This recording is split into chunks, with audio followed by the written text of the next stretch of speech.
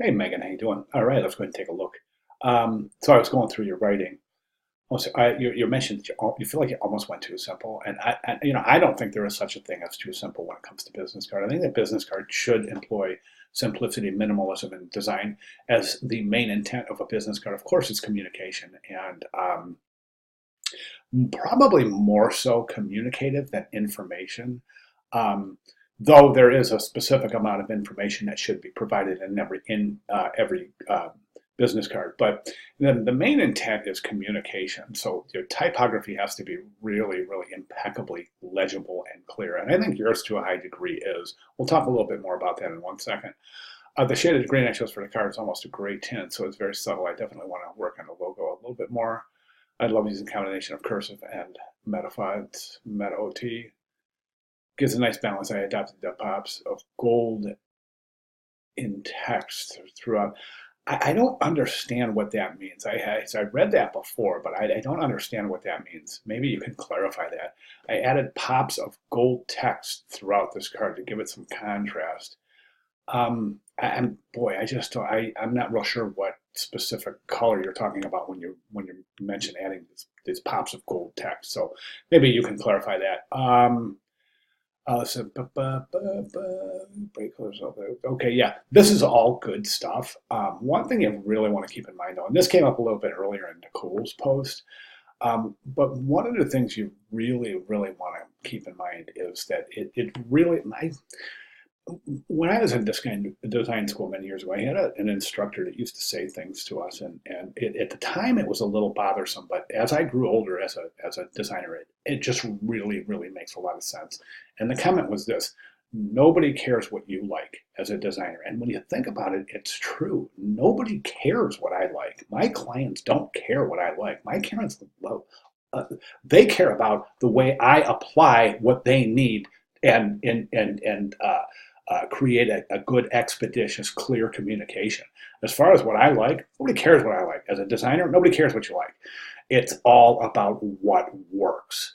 So in this particular case, you're developing a business card. So of course there's going to be some personal preference in here, right? So in a way, it does matter what you like. But more importantly than what you like is how are you communicating? What message are you putting out about yourself as an individual, as a designer, as a professional? What are you telling the person who's looking at this card? And that's what I want to get into. So we'll talk about that a little bit, talk about a little bit about production, and of course we'll talk about layout and typography. So I've got your card up. Boy, oh, there it is right there. Okay, I've got the spread. So let's go ahead and take a look, and then we'll probably come back here and refer to these as well. All right, so let's go ahead and take a look at the general design. Okay, so you've got this vertical landscape, which is perfectly fine. One of the things that you do have is this graphic right here. Okay, so you've got the logo. MP Designs is your logo, and I think that MP Design sounds more professional than the plural. I always do. I think whatever, regardless of the name, I think the word design implies more that it sounds more professional to me. It's MP Design as the singular than MP Designs plural. So think about that. This graphic right here is problematic. And the reason why is because it has got very, very, very minute little stroke lines. Why is that relevant? Because as you see, the business card is typically going to be looked at from arm's length. Something from about is from this distance right here, right? So if we mimic that by zooming out, we can see a couple of things happen. And I use this technique all the time to check my work, see what it'll look like for a distance. A lot of times I will straight up print my work out, put it on a bulletin board, and walk across the room to see what it looks like. In one case, I was doing a logo for a mobile fleet of trucks for a company. We did the logo, and I actually printed some tests out. We actually taped them on the side of the truck, had the truck drive by at 30 miles an hour so we could see how legible it was in motion. So any kind of test that you can do to test your typography is always, always a good choice. All right, now in this case, we're looking at layout. So right now, this graphic, as you can see, as we zoom out, it loses all detail. You can no longer tell what it is. at this distance. Is that relevant? I think it is. I think it's definitely relevant, because if you're ever given a situation where you hand your card to somebody, this card to someone, they look at it and not able to discern what this is, that's not a good thing. And I think if we zoom in and take a look, this graphic is so fine detail, such just minuscule stroke lines. It's really going to be a problem for inclusion in a business card. I don't recommend including this. And another thing that we're having here is this. And again, when I say I don't recommend, it doesn't mean you can't. It's just giving you my recommendations. I'm not trying to take over your card. I'm just giving you my recommendations and observations. So I don't think I would include. There's another reason why I would stay away from including this, and that is simply because it is actually branding you as a designer. Most designers agree that they want their card to remain neutral. This one adds a feminine touch because, of course, it's a floral bouquet.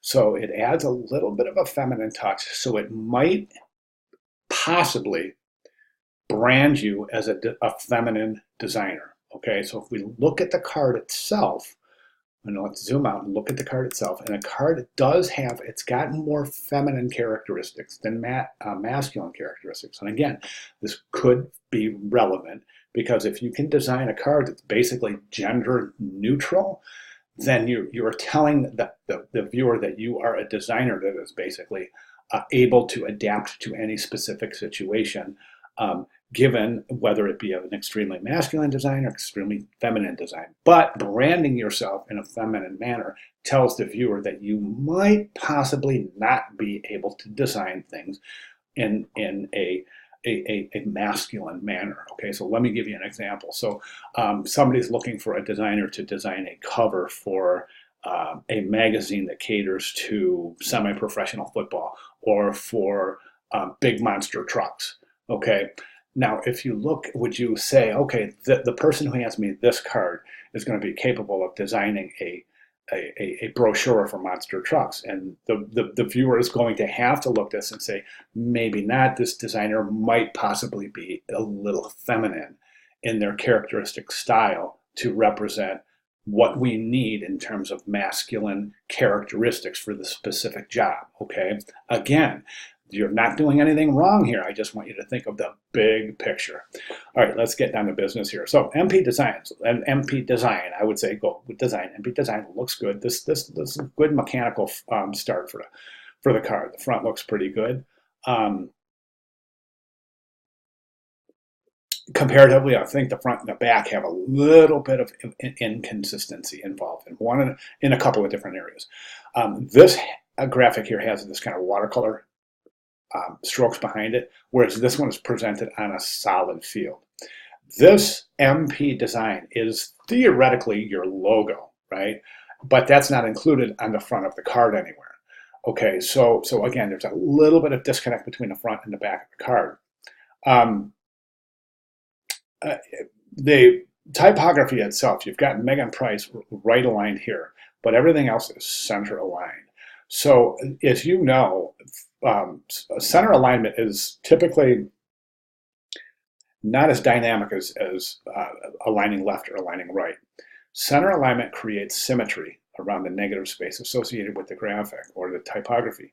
And as we know as we know, symmetry is not always the most, actually very rarely ever the most interesting thing in design. So you may want to think about an alternative presentation here than center aligned. I think everything reads out pretty well. Your leading looks good, your kerning, your spacing, everything looks good. One thing I don't see here, you've got your website, you've got your email, you've got your telephone. Do you have any social media? So if you have any professional social media, Megan Price at Facebook or Megan Price or LinkedIn, just make sure you don't give your personal social media information. It's just got to be professional social media. Quite often today, social media communication is expected in business cards, so you may consider that. All right, so other than that, I think you're looking pretty good. I know I haven't given you a whole lot here as far as direction goes, and I'm trying to avoid that. And if you'll notice as we move through the class, I'm trying to do that more and more, is to give less and less direction so that you guys are able to make your own decisions based on what you're seeing in your own work, okay? So what I want to do in this particular case is tell you what I'm seeing, point it out to you, get you to be able to understand. Are you seeing it? Are you understanding? And then making the appropriate changes. So, okay, so those are my comments and recommendations. So if you have any questions at all, comments, concerns, clarifications, any of the above, please let me know and I'll be glad to make any of those necessary clarifications. But definitely looking forward to seeing this. And again, I just want to reiterate, there's absolutely nothing wrong with what you're doing.